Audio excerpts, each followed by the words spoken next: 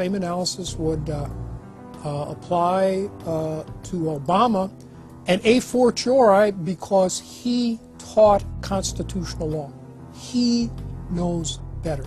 He's a lawyer licensed to practice law, who, as I am, who took an oath when he was licensed to uphold the Constitution and laws of the United States of America. With his signature on the spending bill also came Obama's first signing statement, a presidential declaration freeing him from following some of the bill's contents. I believe in the Constitution and I will obey the Constitution of the United States. We're not going to use signing statements as a way of doing an end run around Congress. All right? He also promised that he would call on Congress to take at least 5 days to read new legislation before it was voted on. When there's a bill that ends up on my desk as president, you, the public, will have 5 days to look online and find out what's in it before I sign it, so that you know what your government's doing. But from his first day in power, he has aggressively pressured Congress to quickly pass bills before lawmakers and the public even have a chance to see them. Will state his parliamentary inquiry. Speaker, in order to try to figure out what we're doing, how much damage to the country, I tried to get a copy of the bill. We have out here on the table 2454 that has 1,090 pages in it, but I've understood since debate in here that there's another 300 pages that were added in the middle of the night. My inquiry is, how do I get a copy of the other 300 pages that people on here or here on the floor hadn't had a chance to read or see? Where do we get that before we cram this down on the American people? Is there somewhere physically in the House of Representatives a copy of what we're voting on?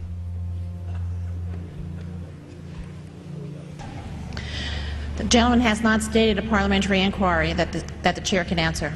Mr. Speaker, I have to say that I am outraged. Here we are getting ready to vote on a piece of legislation, and we haven't even seen 300 pieces of this legislation. No one can even find the bill or even knows where it's at. Obama swore that he would never put lobbyists or donors in his administration. Treasury Secretary Timothy Geithner appointed Mark Patterson, and this is a former top lobbyist for Goldman Sachs, as his chief of staff. And then last week there was a lot of buzz over William Lynn. He was appointed to the #2 position at the Defense Department. William Lynn, also a former top lobbyist for Raytheon, which is one of the 5 largest defense contractors. He has now broken all previous records by cramming his administration full of contributors and lobbyists who openly write legislation being proposed by the White House. There's a good reason Obama doesn't want to give the people or Congress any time to read the bills. I'm still needing a copy of the other 300 mysterious pages that we don't get to see here.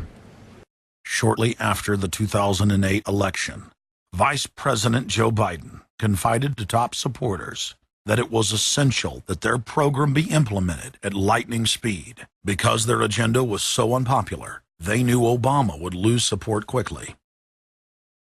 Obama's handlers were in a race to pass a raft of legislation before the people discovered that Obama was just a slicker, updated version of previous puppets. Obama is the New World Order's closer. It's his job to repackage and solidify the tyrannical policies of George W. Bush as progressive and trendy. So part of my job, I think, as president, is to make government cool again. Chris Hedges, author of Empire of Illusion, explained it succinctly. President Obama does one thing, and Brand Obama gets you to believe another. This is the essence of successful advertising. You buy or do what the advertiser wants because of how they make you feel. Through Obama, the global establishment are now putting their entire program into high gear. Obama is attempting to dismantle the Second Amendment with more than a dozen victim disarmament bills now in Congress. The key is going to be, I think, for us to come together and say people do have an individual right, and there's nothing wrong with common sense gun laws. Hate crime and cyberbullying bills in the House and Senate would effectively criminalize free speech protected under the First Amendment. It is absolutely true that NAFTA was a mistake. A senior member of the Obama campaign called the Canadian government within the last month to say that when Senator Obama talks about opting out of the free trade deal, the Canadian government shouldn't worry. The operative said it's just campaign rhetoric and don't take it seriously. Campaign officials called the U.S. ambassador to Canada and say, don't worry, it's just campaign rhetoric about NAFTA. The Canadian government put out a statement indicating that this was just not true. So I don't know who the sources. It wasn't true. Amid all of the denials, sources at the highest level of the Canadian government who first confirmed that a call was made, late this afternoon reconfirmed that a call was made. President Obama is promoting the creation of a North American Union and is attempting to expand NAFTA and GATT. President Obama is pushing nation-ending blanket amnesty for more than 20 million foreign aliens living illegally inside the United States. He's also overseeing the hijacking of health care by the federal government, which will nationalize more than 20% of the U.S. economy. And you want us to believe that a government that can't even run a cash for clunkers program is going to run 1/7 of our U.S. economy. No, sir. No. Obama is continuing the transfer of national sovereignty to unelected international bodies like the United Nations and World Trade Organization. And most important of all, under the cover of banking reform, Obama wants to hand dictatorial power over the United States economy to an offshore private banking cartel known as the Bank of the World. Richard, what happened to all those threats from France's president about storming out and about having a global regulator who is going to reach across borders and be able to deal with markets no matter what country they were in? They have opened up the idea of there being some form of other regulator across countries, and I think that's going to come So back. is this some sort of a new world order, which Gordon Brown kind of alluded to? I think a new world order is emerging, and with it the foundations of a new and progressive era of international cooperation. The finance heads of the 20 industrialized nations met again in late September of 2009 at the G20 summit in Pittsburgh, Pennsylvania. At that meeting, ministers called for an end to the dollar as the world reserve currency. They also called for a strengthening of global governance and called for a new world order. While the bankers were busy carving up the world at the G20 summit, Barack Obama was in New York City at the United Nations because he's got a new job to chair the United Nations Security Council, the most powerful position in the world government body.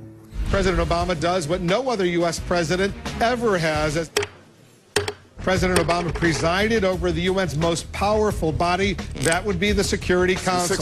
6,191st meeting of the Security Council. For a couple of hours, you could say Mr. Obama was president of the world. It is the story of a world that understands that no difference or division is worth destroying all that we have built. In my own country, it has brought Democrats and Republican leaders together. Leaders like George Shultz, Bill Perry, Henry Kissinger, and Sam Nunn, who are with us here today. Barack Obama is the first president to hold two posts simultaneously. And there's a good reason for that.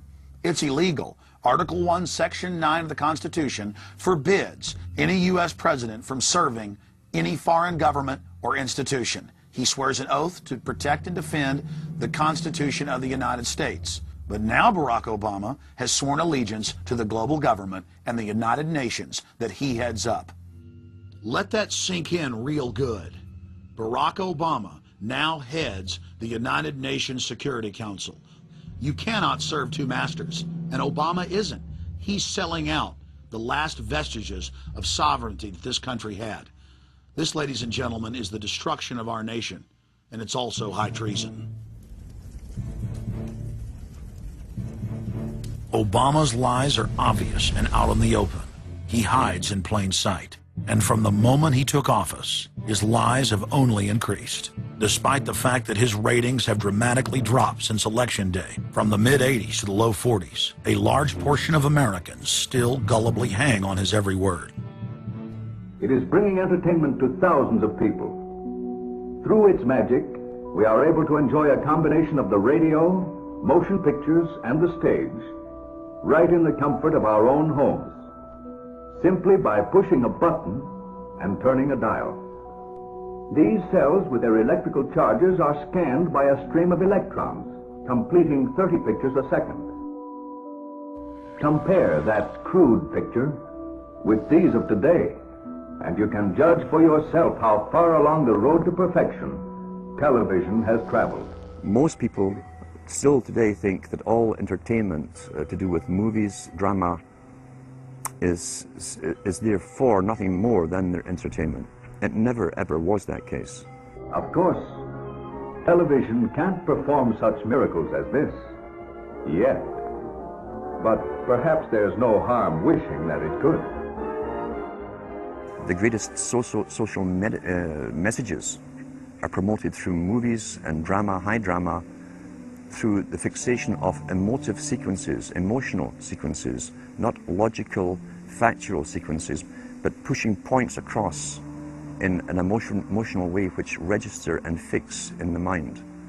So emotional content is very, very important, rather than going through an actual discussion or an argument using logic and facts. There's no debate. And when you're